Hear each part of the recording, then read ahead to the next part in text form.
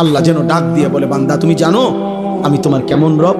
24 ঘন্টা তোমার অজান্তে তুমি জানো না, বুঝো না, বলো নাই, আমি রব্বুল আলামিন এমন রব 24 ঘন্টা অস্তিত্বের প্রথম সেকেন্ড থেকে নিয়ে শেষ পর্যন্ত জীবনের সকল প্রয়োজন, জীবনের সকল আয়োজন, হৃদয়ের প্রতিটা স্পন্দন, নিঃশ্বাসের প্রতিটা নড়াচড়া, দেহের পুরা অঙ্গ প্রত্যঙ্গের নড়াচড়া আমি আল্লাহ যা ঠিক ঠিক মতো তোমার পৌঁছাচ্ছি, করে দিচ্ছি।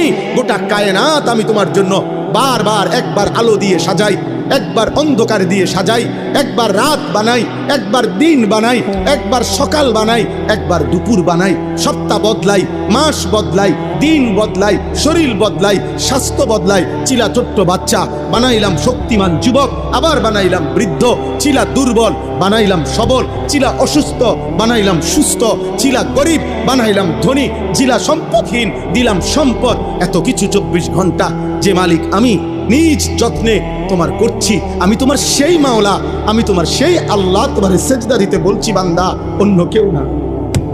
আমি তোমার বড় বেশি আপনজন। আমার ইচ্ছা ছাড়া তোমার নিঃশ্বাস চলে না, আমার ইচ্ছা ছাড়া তোমার চোখ নড়ে না। তুমি কেমনে পারলা বান্দা আমার মতো মালিকরে সেজদা না দিতে? বলো না আব্বা, বলো না ভাইয়া, আমার প্রিয় সন্তান বলো। 16 বছর যেই ছেলের এত অল্প বয়সে এক ওয়াক্ত নামাজ পড়ো না, আগামী 40 বছর পর্যন্ত তোমারে যদি আল্লাহ হায়াত দেয়, সেই পর্যন্ত তোমার নাফরমানির অবস্থা কি হবে?